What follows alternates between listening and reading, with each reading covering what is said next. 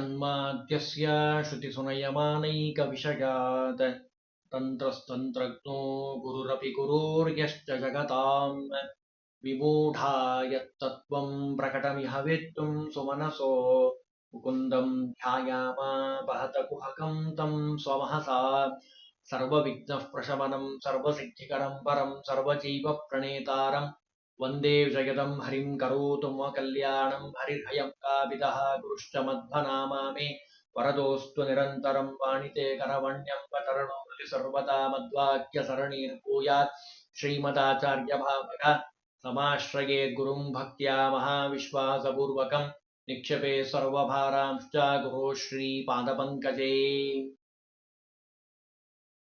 ಜಗನ್ನಾಥದಾಸರು ಹರಿಕಥಾಮೃತ ಸಾರದ ಪಿತೃಗಣ ಸಂಧಿಯಲ್ಲಿ ಬಹಳ ಸುಂದರವಾಗಿ ಶ್ರಾದ್ದದ ಬಗ್ಗೆ ವಿವರಣೆಯನ್ನು ನೀಡುತ್ತಾ ಇದ್ದಾರೆ. ಭಗವಂತನನ್ನ ಪೂಜಿಸದೆ ಧರ್ಮಾರ್ಥ ಕಾಮಗಳ ಬಯಸಿದರೆ ಅದಕ್ಕೆ ಏನಾಗತ್ತೆ ಅನ್ನೋದಕ್ಕೆ ಒಂದು ಉದಾಹರಣೆಯನ್ನ ಕೊಡ್ತಾರೆ.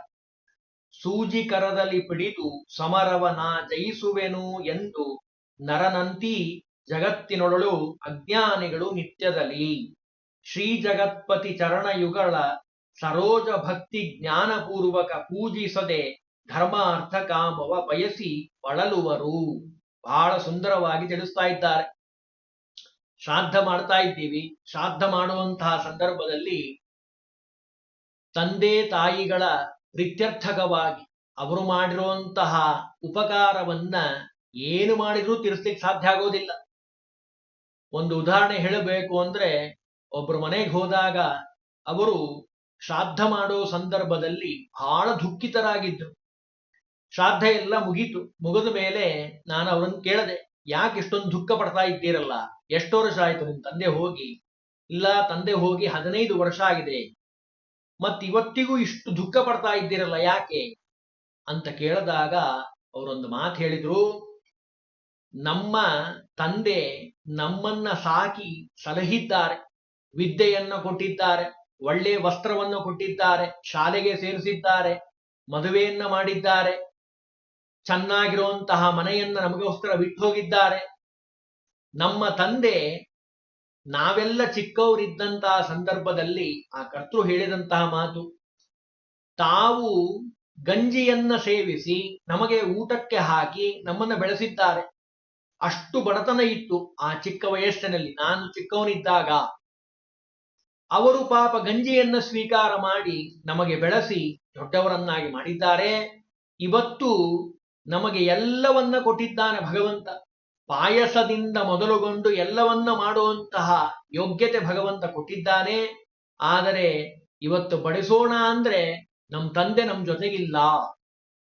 ನಾವು ಬಡಿಸ್ತೀವಿ, ನಮ್ಮ ತಂದೆಗೆ ನಮ್ಮ ಮೇಲೆ ಪ್ರೀತಿ, ನಮಗೂ ಅವರ ಮೇಲೆ ಪ್ರೀತಿ ಇದೆ, ನಾನು ಬಡಿಸಬೇಕು ಅಂತ ಆಸೆ ಇದೆ. ನಮ್ಮ ಮುಂದೆ ಹೇಳಿದ್ದನ್ನು ನಾವು ಈ ಸಂದರ್ಭದಲ್ಲಿ ನೆನಪು ಮಾಡಿಕೊಳ್ಳಬಹುದು. ಭಗವಂತ ಅವಕಾಶ ಕೊಟ್ಟಾಗ ಅದನ್ನ ಚೆನ್ನಾಗಿ ಬಳಸಿಕೊಳ್ಳಬೇಕು. ಅದನ್ನ ಇಲ್ಲಿ ತಿಳಿಸ್ತಾರೆ. ಉದಾಹರಣೆಯನ್ನ ಕೊಟ್ರು. ಕೈಯಲ್ಲಿ ಆಯುಧ ಹಿಡಿದುಕೊಂಡು ಹೋಗಿ ಯುದ್ಧವನ್ನ ಆಡಿದ್ರೆ ಯುದ್ಧದಲ್ಲಿ ಗೆಲ್ತಾರೆ. ಸೂಜಿಯನ್ನ ಹಿಡಿದುಕೊಂಡು ನಾನು ಯುದ್ಧವನ್ನ ಆಡ್ತೀನಿ, ಯುದ್ಧವನ್ನ ಗೆಲ್ತೀನಿ ಅನ್ನೋಂಥದ್ದು ಅಜ್ಞಾನಿಗಳು, ಅಲ್ಪಮತಿಗಳು ಅಂತ ಯಾರಿದ್ದಾರೋ, ಮೂರ್ಖರು ಅಂತ ಅವರನ್ನ ಕರೀತಾ ಇದ್ದಾರೆ. ಹಾಗೆ ಇಲ್ಲಿ ಹೇಳ್ತಾರೆ, ನಿತ್ಯದಲ್ಲಿ ಅಜ್ಞಾನಿಗಳು ಭಗವಂತನ ವಿಷಯವನ್ನ ತಿಳಿಯದೆ, ಅಂದ್ರೆ ಈ ಸೂಜಿಯನ್ನ ಹಿಡಿದು ಯುದ್ಧವನ್ನ ಆಡ್ಲಿಕ್ಕೆ ಹೋಗ್ತಾ ಇದ್ದಾರಲ್ಲ, ಆ ರೀತಿಯಾಗಿ ಈ ಪ್ರಪಂಚದಲ್ಲಿ ಭಗವಂತನಲ್ಲಿ ಭಕ್ತಿಯನ್ನ ಮಾಡದೆ ಶ್ರೀ ಜಗತ್ಪತಿ ಕಾಂತಿ ಸಂಪನ್ನನಾಗಿರುವಂತಹ ಲಕ್ಷ್ಮೀಪತಿಯ ಚರಣಯುಗಳ ಸರೋಜ ಜ್ಞಾನಾನಂದಮಯವಾಗಿರುವಂತಹ ಭಗವಂತನ ಪಾದದ್ವಯಗಳು ಅನ್ನುವಂತಹ ಕಮಲವನ್ನ ಭಕ್ತಿ ಜ್ಞಾನ ಪೂರ್ವಕ ಭಜನೆ ಮಾಡದೆ ಅವನು ಬೇರೆ ಕಡೆ ಹೋಗ್ತಾ ಇದ್ದಾನೆ ಅಂತ ಅಂದ್ರೆ ಅವನಿಗೆ ಫಲ ಬರೋದಿಲ್ಲಪ್ಪ. ಮತ್ತೇನ್ ಫಲ ಬರ್ತದೆ ಅಂತ ಕೇಳಿದ್ರೆ, ಬಳಲುವರು. ಈ ಜೀವನದಲ್ಲಿ ಮುಳುಗಿ ಮುಳುಗಿ ಹೇಳ್ತಾರೆ ಹೊರತು ಅವರಿಗೆ ಫಲ ಸಿಗೋದಿಲ್ಲಪ್ಪ. ಒಂದೇ ತಾತ್ಪರ್ಯದಲ್ಲಿ ನೋಡೋದಾದ್ರೆ ಈ ಪದ್ಯದ ಅರ್ಥವನ್ನ, ನನಗೆ ಅದು ಸಿಗಲಿ, ನನಗಿದು ಸಿಗಲಿ, ನನಗೆ ಒಳ್ಳೆಯ ಕೆಲಸ ಆಗಲಿ, ಒಳ್ಳೆಯ ಮಕ್ಕಳಾಗ್ಲಿ, ಒಳ್ಳೆ ಮನೆ ಸಿಗಲಿ, 10 ಕೆಜಿ ಬಂಗಾರ ಸಿಗಲಿ ಅನ್ನುವಂತಹ ಆಸೆಯನ್ನ ಇಟ್ಟುಕೊಂಡು ಅಪೇಕ್ಷೆ ಸಿದ್ಧಿ ಆಗದೆ ಬಲಿಷ್ಠವಾದ ಪಾಪಗಳು ಅನ್ನುವಂತಹ ಸೈನ್ಯವನ್ನ ಓಡಿಸ್ಲಿಕ್ಕೋಸ್ಕರವಾಗಿ ಸೂಜಿ ಹಿಡ್ಕೊಂಡೋದ್ರೆ ಅವರು ಹೊಡೆದು ಕಳಿಸ್ತಾರೆ. ಆ ರೀತಿಯಾಗಿ ಪೆಟ್ಟನ್ನ ತಿಂದು ಏನೂ ಫಲ ಬರದೆ ಸೂಜಿಯಿಂದ ನಾನು ಅದನ್ನು ಮಾಡಿಬಿಡ್ತೀನಿ, ಗೆದ್ದು ಬಿಡ್ತೀನಿ ಅನ್ನುವಂಥದ್ದು ಎಷ್ಟು ದಡ್ಡತನವೋ ಹಾಗೆ ಕೇವಲ ಶ್ರಮ ಏವ ಹಿ ಕೇವಲಂ ಅಂತ ಹೇಳಿದ ಹಾಗೆ ಶ್ರಮ ಆಗಿ ಬಳಲಿ ಹೋಗ್ತಾರೆ. ಕೊನೆಗೂ ಅವರಿಗೆ ಸುಖ ದೊರೆಯೋದಿಲ್ಲಪ್ಪ. ಅದಕ್ಕೋಸ್ಕರವಾಗಿ ಎಚ್ಚರ ಎಚ್ಚರ ಅಂತಾರೆ ಜಗನ್ನಾಥದಾಸರು. ಇನ್ನು ಶಕಟ ಭಂಜನ ಸಕಲ ಜೀವರ ನಿಕಟನು ತಾನಾಗಿ ಲೋಕಕ್ಕೆ ಪ್ರಕಟನಾಗದೆ ಸಕಲ ಕರ್ಮವ ಮಾಡಿಸುತ್ತ ಅಕುಟಿಲಾತ್ಮಕ ಭಗುತ ಜನರಿಗೆ ಸುಖದನೆನಿಸುವ ಸರ್ವಕಾಲದಿ ಅಕಟಕಟ ಈತನ ಮಹಾಮಹಿಮೆ ಗಳಿಗೇನೆಂಬೆ. ಎಷ್ಟೆಲ್ಲ ಹೇಳಿದ್ದಾರೆ ನೋಡಿ. ಶಕಟ ಭಂಜನ, ಶಕಟ ಅಂದ್ರೆ ಬಂಡಿ, ಆ ಬಂಡಿಯಲ್ಲಿ ಬಂದಿರುವಂತ ಅಸುರ, ಅವನನ್ನ ಸಂಹಾರ ಮಾಡಿದವನು ಶಕಟಾಸುರ ಭಂಜನ ಯಾರು? ಕೃಷ್ಣ ಪರಮಾತ್ಮ. ಅವನು ಸಕಲ ಜೀವರ ತ್ರಿವಿಧ ಜೀವರಲ್ಲಿ ಇದ್ದು ಜೀವಾಂತರ್ಗತ ಜೀವ ನಿಯಾಮಕ. ಜಗನ್ನಾಥದಾಸರೇ ಮಾತಿದು, ಅವರೇ ಹೇಳಿರುವಂತಹ ಮಾತು. ಎಲ್ಲ ಜೀವಿಗಳಲ್ಲಿ ಜೀವಾಂತರ್ಗತನಾಗಿ ಇದ್ದು ಭಗವಂತ ತಾನು ಅನುಗ್ರಹವನ್ನ ಮಾಡ್ತಾನೆ. ಅಂಗಾರೇ ವಂದಿಮಿವ ಜೀವಂ ನಿವೇಶ್ಯ. ಇದ್ಲಿದೆ, ಇದ್ಲಲ್ಲಿ ಅಗ್ನಿ ಹೇಗೆ ಗುಪ್ತವಾಗಿ ಕೂತಿರ್ತದೆ, ನಮಗೆ ಗೊತ್ತಿರೋದಿಲ್ಲ, ಮುಟ್ಟಿದ್ರೆ ಗೊತ್ತಾಗತ್ತೆ. ಆ ರೀತಿಯಾಗಿ ಭಗವಂತ ಎಲ್ಲರಲ್ಲಿ ಇದ್ದು ಕರ್ಮವನ್ನ ಮಾಡಿಸ್ತಾನೆ. ಸಕಲ ಕರ್ಮವ ಎಲ್ಲ ಇಂದ್ರಿಯಗಳಿಂದ ಅಕುಟಿಲಾತ್ಮಕ. ಎಷ್ಟು ಚೆನ್ನಾಗಿ ಹೇಳ್ತಾರ ನೋಡ್ರಿ. ಸ್ವರೂಪದಲ್ಲಿ ಅವರಿಗೆ ಸುಖವನ್ನ ಕೊಡ್ತಾ ಇದ್ದಾನೆ ಭಕುತರಿಗೆ. ಇವನ ಮಹಿಮೆಯನ್ನ ಅಕಟಕಟ. ಎಷ್ಟು ಚೆನ್ನಾಗಿ ಹೇಳಿದ ನೋಡ್ರಿ. ಆಶ್ಚರ್ಯದೊಳಗೆ ಆಶ್ಚರ್ಯ. ಭಗವಂತ ಮಾಡುವಂತಹ ವ್ಯಾಪಾರವನ್ನು ಯಾರು ಮಾಡ್ಲಿಕ್ಕೆ ಸಾಧ್ಯ ಇಲ್ಲ. ದೇಹದ ಒಳಗಿದ್ದು ವ್ಯವಹಾರ ಮಾಡ್ತಾನೆ, ವ್ಯಾಪಾರವನ್ನ ಮಾಡಿಸ್ತಾನೆ. ನಾವು ಊಟ ಮಾಡ್ತೀವಿ, ಒಂದು ಉದಾಹರಣೆ ಹೇಳಿದ್ರೆ ಚೆನ್ನಾಗಿ ಗೊತ್ತಾಗತ್ತೆ. ಊಟವನ್ನ ಮಾಡ್ತೀವಿ, ಅನ್ನ ಸಾರು ಇಡ್ಲಿ ದೋಸೆ, ನಮಗೆ ಏನೇನು ಬೇಕೋ ಎಲ್ಲವನ್ನ ಸ್ವೀಕಾರ ಮಾಡ್ತೀವಿ. ಆದರೆ ಅದು ರಕ್ತವಾಗಿ ಪರಿಣಾಮ ಆಗತ್ತೆ. ಇದನ್ನು ಯಾರು ಮಾಡ್ಲಿಕ್ಕೆ ಸಾಧ್ಯ? ಎಲ್ಲರ ದೇಹದಲ್ಲೂ ಆಗಬೇಕಲ್ಲ. ಬರೇ ನಮ್ಮ ಮಾನವ ದೇಹ ಅಷ್ಟೇ ಅಲ್ಲ, ಎಲ್ಲಾ ಪ್ರಾಣಿಗಳು ತಮಗೆ ಬೇಕಾಗಿರುವಂತಹ ಆಹಾರವನ್ನು ಸ್ವೀಕಾರ ಮಾಡುತ್ತವೆ. ಆಯಾ ಪ್ರಾಣಿಗಳಿಗೆ ಬೇಕಾಗಿರುವಂತಹ ಎಲ್ಲ ಅಂಗಾಂಗಗಳಲ್ಲಿ ಇದ್ದು ಭಗವಂತ ಕ್ಷಣ ಕ್ಷಣಕ್ಕೆ ವ್ಯವಸ್ಥೆ ಮಾಡ್ತಾನೆ. ಒಂದು ಯಂತ್ರವನ್ನ ಕಂಡಿಡಿದ್ದಾನೆ ಮಾನವ, ಸ್ವಲ್ಪ ದಿವಸ ಉಪಯೋಗಿಸ್ತಾನೆ, ಆಮೇಲೆ ನಿಧಾನಕ್ಕೆ ಕೆಡ್ಲಿಕ್ಕೆ ಪ್ರಾರಂಭ ಆಗತ್ತೆ, ಆಮೇಲೆ ಕೆಟ್ಟೇ ಹೋಗುತ್ತೆ.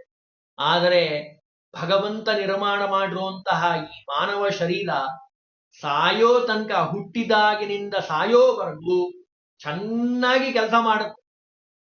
ಹಾರ್ಟು, ಹೃದಯ ಇದೆ, ಇಲ್ಲ 5 ನಿಮಿಷ ನಿಂತ್ಕೊಂಡ್ಬಿಡ್ಲಿ, ಬಹಳ ಕೆಲಸ ಮಾಡಿದೆ, ಬೆಳಗ್ಗಿಂದ ಬಡಿತಾ ಇದೆ, 1-2 ಸೆಕೆಂಡ್ ನಿಂತ್ಕೊಳ್ಳಿ, 1-2 ನಿಮಿಷ ನಿಂತ್ಕೊಂಡ್ಬಿಡ್ಲಿ ಅಂದ್ರೆ ಸತ್ತೇ ಹೋಗ್ತಾನ, ಅವ್ನು ಬದುಕೋದೇ ಇಲ್ಲ. ಉಸಿರಾಡ್ತಾ ಇದ್ದಾನೆ, ಎಲ್ಲ ಬಹಳ ಸುಸ್ತಾಗಿದೆ, ದಿನ ಉಸಿರಾಡಿ 10 ನಿಮಿಷ ಉಸಿರು ನಿಂತು ಬಿಡ್ಲಿ ಅಂದ್ರೆ ಯಾವತ್ತರ ಹಂಗಾಗ್ಲಿಕ್ಕೆ ಸಾಧ್ಯನಾ? ಎಲ್ಲ ಭಗವಂತನ ವ್ಯಾಪಾರ ಅತ್ಯದ್ಭುತ. ಅದಕ್ಕೆ ಹೇಳಿದ್ರು ಜಗನ್ನಾಥದಾಸರು, ಅಕಟಕಟ ಮಹಾಮಹಿಮೆ. ಇವನ ಮಹಾಮಹಿಮೆಯನ್ನ ಹೇಳಲಿಕ್ಕೆ ಸಾಧ್ಯ ಇಲ್ಲ ಅಂತಾರೆ. ಏನಂತ ಹೇಳಿ ನಾನು, ಏನೆಂಬೆ, ಏನ್ ಹೇಳಿ ಇದನ್ನ ಮಹಿಮೆಯನ್ನ? ಅಷ್ಟಿದೆ, ಹೇಳಲಿಕ್ಕೆ ಸಾಧ್ಯ ಆಗದೇ ಇರುವಷ್ಟು. ರಮಾ ಬ್ರಹ್ಮಾದಿಗಳಿಗೆ ಆಶ್ಚರ್ಯವನ್ನುಂಟು ಮಾಡುವಂಥವನು ಭಗವಂತ. ಲಕ್ಷ್ಮೀದೇವಿ ಅಂತಾಳಂತೆ, ನಿತ್ಯದಲ್ಲಿ ನಾನು ನೋಡ್ತೀನಿ ಭಗವಂತನ ರೂಪಗಳನ್ನ, ನಿತ್ಯವೂ ಹೊಸದಾಗಿದೆ ಅಲ್ಲ, ಹೊಸದಾಗಿರುವಂತಹ ರೂಪಗಳನ್ನು ತೆಗೆದುಕೊಳ್ತಾನಲ್ಲ. ಲಕ್ಷ್ಮೀದೇವಿಯ ಯೋಗ್ಯತೆ ಬಹಳ ದೊಡ್ಡದು. ಅಂತಹ ಲಕ್ಷ್ಮೀದೇವಿ ಹೇಳ್ತಾಳಂತೆ, ನರಮಾಪಿ ಗುಣಾನ್. ಆ ಭಗವಂತನ ಗುಣಗಳನ್ನ ಎಣಿಸ್ಲಿಕ್ಕೆ ಸಾಧ್ಯ ಆಗಿಲ್ಲ ಲಕ್ಷ್ಮೀದೇವಿಗೆ. ಅಂತಹ ಅತ್ಯದ್ಭುತ ಆಶ್ಚರ್ಯಚಕಿತನಾಗಿರುವಂಥವನು ಭಗವಂತ. ಅಂತಹ ಭಗವಂತನನ್ನ ವಿಶ್ವಾಸದಲ್ಲಿ ಭಕ್ತಿಯಿಂದ ನಂಬಿ ಆ ಕರ್ಮಗಳನ್ನ, ಉಭಯ ಕರ್ಮಗಳನ್ನ ಭಗವಂತನಿಗೆ ಸಮರ್ಪಣೆಯನ್ನ ಮಾಡಬೇಕು. ಆಗ ಮಾತ್ರ ಭಗವಂತ ಅನುಗ್ರಹವನ್ನ ಮಾಡ್ತಾನೆ.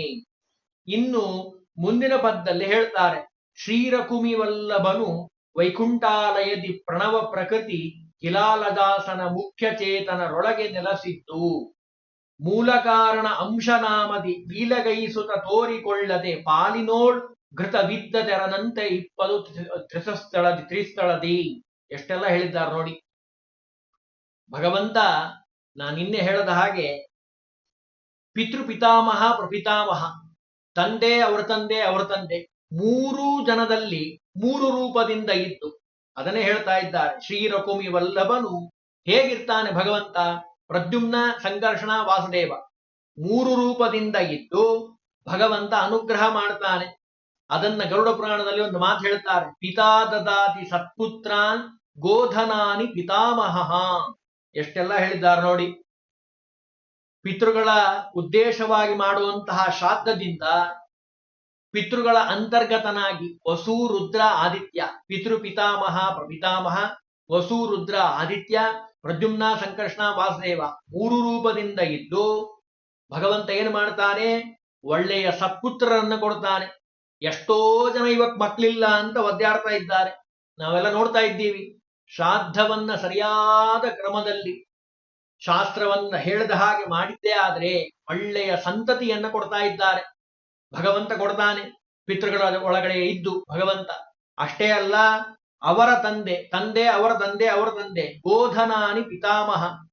ಬರೇ ಸಂತತಿ ಅಷ್ಟೇ ಅಲ್ರಿ, ಜೊತೆಗೆ ಸಂಪತ್ತನ್ನ ಕೊಡ್ತಾರೆ, ಧರ್ಮದಲ್ಲಿ ಶ್ರದ್ಧೆಯನ್ನ ಕೊಡ್ತಾರೆ, ಒಳ್ಳೆಯ ಶಾಸ್ತ್ರ ಜ್ಞಾನವನ್ನೂ ಕೊಡ್ತಾರೆ. ಸಂಪತ್ತು ಅಂದ್ರೆ ಎಲ್ಲಾ ಸಂಪತ್ತು, ಅದು ಪಿತೃಗಳ ಶ್ರಾದ್ದದಿಂದ ಬರುವಂಥದ್ದು. ವೈಕುಂಠದಲ್ಲಿರುವಂತಹ ಭಗವಂತ ಲಕ್ಷ್ಮ್ಯಾತ್ಮಕವಾಗಿರುವಂಥದ್ದು ಆ ಆಲಯ. ಅಲ್ಲಿ ಭಗವಂತ ಇದ್ದು ವಿಶೇಷವಾಗಿ ಅನುಗ್ರಹವನ್ನ ಮಾಡ್ತಾನೆ. ಇಲ್ಲಿ ಬ್ರಹ್ಮಾದಿಗಳ ಪ್ರವೇಶವಿಲ್ಲದೇ ಇದ್ದದ್ದಂತು, ಅಂದ್ರೆ ಲಕ್ಷ್ಮೀದೇವಿ ಮಾತ್ರ ಅಲ್ಲಿರುವಂಥವಳು. ಅವಳಲ್ಲಿ ಭಗವಂತ ಇರ್ತಾನೆ. ಪ್ರಣವ ಅಂದ್ರೆ ಓಂಕಾರ ಅಥವಾ ಸರ್ವ ವೇದಗಳು, ಅದಕ್ಕೆ ಮೂಲಾಧಾರವಾಗಿರುವಂಥದ್ದು ಪ್ರಣವ. ಪ್ರಕೃತಿ ಸ್ಥೂಲ ಸೃಷ್ಟಿಗೆ ಕಾರಣವಾಗಿರುವಂತಹ ಮೂಲ ಪ್ರಕೃತಿಗೆ ಅಭಿಮಾನಿಯಾಗಿರುವಂಥವಳು ಆ ಲಕ್ಷ್ಮೀದೇವಿ. ಅದನ್ನಿಲ್ಲಿ ಹೇಳ್ತಾರೆ, ಅಂಶ ರೂಪದಿ ಎಲ್ಲರೊಳಗಿರ್ತಾನೆ, ಎಲ್ಲ ದೇವತೆಗಳಲ್ಲಿರ್ತಾನೆ. ಹೆಂಗಿರ್ತಾನೆ ಅನ್ಲಿಕ್ಕೆ ಒಂದು ಉದಾಹರಣೆ ಕೊಟ್ರು. ಪಾಲಿನೋಳ್, ಹಾಲಿನಲ್ಲಿ ಘೃತವು ಅಂದ್ರೆ ತುಪ್ಪ ಹೇಗೆ ಇರುತ್ತದೋ, ಹಾಲಿನಲ್ಲಿ ತುಪ್ಪ ಇಲ್ಲ ಅಂದ್ರೆ ಹುಚ್ಚ ಅಂತಾರೆ. ಎಲ್ರಿಗೂ ತಿಳಿದಿರುವಂತಹ ವಿಷಯ. ಹಾಲಿಂದ ಮೊಸರಾಗತ್ತೆ, ಮೊಸರಲ್ಲಿ ಮಜ್ಜಿಗೆ ಆಗತ್ತೆ, ಮಜ್ಜಿಗೆಯಿಂದ ಬೆಣ್ಣೆ, ಬೆಣ್ಣೆಯಿಂದ ತುಪ್ಪ. ಕಡದಾಗ ಹೇಗೆ ತುಪ್ಪ ಹೊರಗಡೆ ಬರುತ್ತೋ, ಹಾಲಿನಲ್ಲಿ ತುಪ್ಪ ಹೇಗಿರುತ್ತೋ ಗುಪ್ತವಾಗಿರುತ್ತೆ. ಹಾಗೆ ತ್ರಿಸ್ಥಳದಿ ತ್ರಿವಿಧ ಜೀವರ ಸ್ಥೂಲ ದೇಹದೊಳಗೆ ಇದ್ದು, ಸತ್ವಗುಣ, ರಜೋಗುಣ, ತಮೋಗುಣ ಮೂರೂ ಜೀವರು ಇದ್ದಾರೆ. ಅವರಲ್ಲಿ ಇದ್ದು ಭಗವಂತ ಲೀಲಗೈಸುತ್ತಾ, ಏನು ಗೊತ್ತೇ ಇಲ್ಲ ಪಾಪ ಅಂತ ಅನಿಸಬೇಕು ನೋಡೋರಿಗೆ. ಅಷ್ಟು ಲೀಲಾಜಾಲವಾಗಿ ಭಗವಂತ ಇವರಲ್ಲಿ ಇದ್ದು ತೋರಿಕೊಳ್ಳದೆ, ಭಗವಂತ ಮಾಡಿಸ್ತಾನೆ ಅನ್ನೋ ಜ್ಞಾನನೇ ನಮಗೆ ಬರಲ್ಲ ಬಹಳ ಜನಕ್ಕೆ. ನಾನೇ ಮಾಡಿದ್ದೀನಿ ಅಂತಾನೆ ಅಂತಾರೆ. ಮತ್ ಹೇಳ್ತಾರೆ ಎಲ್ಲರ ಮುಂದು, ನಾನೇ ಮಾಡಿದ್ರಿ, ನನ್ನಿಂದನೇ ಎಲ್ಲ ಆಗಿರೋದು, ಒಂದೆಲ್ಲ ಕಾರ್ಯಕ್ರಮ ಆಯ್ತಲ್ಲ ನಾನೇ ಮಾಡಿದ್ದು, ನಾನೇ ಮಾಡಿಸಿದ್ದು ಅಂದ್ಬಿಡ್ತಾರೆ ಮತ್ ಕೊನೆಗೆ. ಅದಕ್ಕೆ ಎಚ್ಚರ ಎಚ್ಚರ ಅಂತಾರೆ ಜಗನ್ನಾಥದಾಸರು. ಲೀಲೆಗೈಸುತ, ಲೀಲೆಯಿಂದ ಭಗವಂತ ಎಲ್ಲರೊಳಗಿದ್ದು ಮಾಡಿಸ್ತಾನೆ ತೋರಿಕೊಳ್ಳದೆ. ಹೊರಗಡೆ ಎಲ್ಲೂ ಕಾಣಿಸೋದಿಲ್ಲ. ಹಾಲಿನಲ್ಲಿ ತುಪ್ಪ ಹೆಂಗ್ ಕಾಣಿಸುತ್ತೆ? ಕಾಣಿಸೋದೇ ಇಲ್ಲ. ಹಾಗೆ ಇದ್ದು ಭಗವಂತ ಅನುಗ್ರಹ ಮಾಡ್ತಾನೆ ಬ್ರಹ್ಮಾದಿ ದೇವತೆಗಳಿಂದ ತೃಣಜೀವರ ಪರ್ಯಂತರವಾಗಿ. ಇನ್ನು ಮುಂದೆ ಹೇಳ್ತಾರೆ, ಮೂರು ಯುಗದಲ್ಲಿ ಮೂಲ ರೂಪನು ಸೂರಿಗಳ ಸಂತೈಸಿ ದ್ವಿತೀಯ ಕುಮಾರಕರ ಸಂಹರಿಸಿ ಧರ್ಮವನೊಳಹಬೇಕೆಂದು ಕಾರುಣಿಕ ಭೂಮಿಯೋಳು ನಿಜಪರಿ ವಾರ ಸಹಿತ ಅವತರಿಸಿ ಬಹುವಿಧ ತೋರಿದನು ನರವತ್ ಪ್ರತಿ ಪ್ರವೃತ್ತಿಯ ಸಕಲ ಚೇತನಕ್ಕೆ. ಭಗವಂತ ಅವತಾರ ಏನು ಮಾಡಿದ್ದಾನಲ್ಲ, ಅವತಾರ ಮಾಡಿರೋ ಉದ್ದೇಶ, ಮರ್ತ್ಯಾವತಾರ ಮಾಡಿರೋ ಉದ್ದೇಶ ಎಲ್ಲ ನಮ್ಮೆಲ್ಲರಿಗೆ ಶಿಕ್ಷಣ ಕೊಡ್ಲಿಕ್ಕೋಸ್ಕರವಾಗಿ. ನಾವ್ ಹೇಗಿರಬೇಕು, ನಾವ್ ಹೇಗೆ ಜೀವನವನ್ನ ನಡೆಸಬೇಕು. ರಾಮದೇವರಾಗಿ ಅವತಾರ ಮಾಡಿದಂತಹ ಸಂದರ್ಭದಲ್ಲಿ ತಂದೆಯ ಮಾತನ್ನ ಹೇಗೆ ನಡೆಸಬೇಕು ಅಂತ ಮಾಡಿ ತೋರಿಸಿದ್ದಾನೆ ಭಗವಂತ. ಹೇಳಿ ತೋರಿಸಿಲ್ಲ, ತಾನೇ ಮಾಡಿ ತೋರಿಸಿದ್ದಾನೆ. ಅವತಾರ ಮಾಡೋ ಉದ್ದೇಶನೇ ಮರ್ತ್ಯಾವತಾರ್ಯ ಮರ್ತ್ಯ ಶಿಕ್ಷಣಂ, ನಮ್ಮೆಲ್ಲರಿಗೆ ಶಿಕ್ಷಣ ಕೊಡ್ಲಿಕ್ಕೆ. ಭಗವಂತನಿಗೆ ಯಾವುದು ಏನು ಬೇಕಾಗಿಲ್ಲ. ಅದನ್ನ ಜಗನ್ನಾಥದಾಸರು ಹೇಳ್ತಾರೆ. 3 ಯುಗದಲ್ಲಿ, ತ್ರಿಯುಗ ಅಂತ ಭಗವಂತನಿಗೆ ಹೆಸರು. ಸುಮಧ್ವಜಯದಲ್ಲೂ ಈ ಶಬ್ದವನ್ನ ಬಳಸ್ತಾರೆ. ತ್ರಿಯುಗ ಅಂತ ಭಗವಂತನಿಗೆ ಹೆಸರು. ಕೃತಯುಗ, ತ್ರೇತಾಯುಗ, ದ್ವಾಪರ ಯುಗ. ಈ 3 ಯುಗದಲ್ಲಿ ಭಗವಂತ ಶ್ವೇತದ್ವೀಪದಲ್ಲಿ ವಾಸ ಮಾಡುವಂತಹ ಭಗವಂತ, ವಾಸುದೇವ ರೂಪಿ ಭಗವಂತ ಅವತಾರವನ್ನ ಮಾಡಿದ್ದಾನೆ. ಸೂರಿಗಳಿಗೆ ಸಂತೈಸಿ, ಅಂದ್ರೆ ಜ್ಞಾನಿಗಳೆಲ್ಲ ಹೋಗಿ ಪ್ರಾರ್ಥನೆ ಮಾಡಿದ್ದಾರೆ. ಸ್ವಾಮಿ ನೀ ಬಂದು ಅನುಗ್ರಹ ಮಾಡಬೇಕು ಅಂತ ಪ್ರಾರ್ಥನೆ ಮಾಡಿದಾಗ ಹೋಗಿ ಅವರ ಪ್ರಾರ್ಥನೆಯನ್ನ ಕೇಳಿ ಭಗವಂತ ಅವತಾರ ಮಾಡಿದ್ದಾನೆ. ಮಾಡಿ ಏನು ಮಾಡ್ದ? ದ್ವಿತೀಯ ಕುಮಾರಕರ, ದ್ವಿತೀಯ ಮಕ್ಕಳು ಯಾರು? ದೈತ್ಯರು. ಅವರು ಮಾಡುವಂತಹ ಏನು ವಿಘ್ನಗಳಿದ್ದಾವಲ್ಲ, ಧರ್ಮ ಕಾರ್ಯಕ್ಕೆ ಮಾಡುವಂತಹ ವಿಘ್ನಗಳು, ಅವೆಲ್ಲವನ್ನ ಕತ್ತರಿಸಿ ಹಾಕಿ ಅವರನ್ನ ಸಂಹಾರ ಮಾಡಿ ಧರ್ಮದ ಸ್ಥಾಪನೆಯನ್ನ ಮಾಡಿದ್ದಾನೆ ಭೂಮಿಯೋಳ್, ಭರತಖಂಡದಲ್ಲಿ, ಈ ಭೂಮಿಯಲ್ಲಿ. ಅದಕ್ಕೆ ನಾವು ಕೃಷ್ಣ ಅರ್ಘ್ಯ ಬಿಡುವಂತಹ ಸಂದರ್ಭದಲ್ಲಿ ಹೇಳ್ತೀವಿ, ಚಾತಕಂಸವದಾರ್ಥಾಯ ಭೂಭಾರೋತ್ತರಣಾಯ ಚ. ಭೂಭಾರವನ್ನ ಹರಣ ಮಾಡ್ಲಿಕ್ಕೋಸ್ಕರವಾಗಿ ಭಗವಂತ ಅವತಾರವನ್ನ ಮಾಡಿ ಮನುಷ್ಯನಂತೆ, ನೋಡೋರು ಹಂಗೆ ಅನ್ಕೋಬೇಕು, ಪಾಪ ಮನುಷ್ಯ ಬಿಡ್ರಿ, ರಾಮದೇವರು ಬಹಳ ಅತ್ತ, ಎಷ್ಟೋ ಜನ ಇವತ್ತು ಹಂಗೆ ತಿಳ್ಕೊಂಡಿದ್ದಾರೆ. ಹೆಂಡತಿಯನ್ನ ಬಿಟ್ಟ ಕಾಡಿನಲ್ಲಿ ಹುಡುಕ್ತಾ, ಹಿಂಗೆ ಎಲ್ಲ ತಿಳ್ಕೊಂಡ್ಬಿಟ್ಟಿದ್ದಾರೆ. ಕೃಷ್ಣ ಪರಮಾತ್ಮ ಬೇಕಾದಷ್ಟು ಜನ ಮದುವೆ ಆಗಿದ್ದಾನೆ, ಅವನು ಕಳ್ಳ, ಜಾರ, ಸುಳ್ಳು ಹೇಳ್ತಿದ್ದ. ಅಜ್ಞಾನದ ಪರಮಾವಧಿ ಹಾಗೆಲ್ಲ ಆಡಿಸ್ತದೆ. ಅದಕ್ಕೆ ಹೇಳ್ತಾ ಇದ್ದಾರೆ, ಕಾರುಣಿಕ ಭಗವಂತ ಕರುಣಾ ಸಮುದ್ರ, ಅವನಿಗೇನೂ ಆಗಬೇಕಾಗಿಲ್ಲ.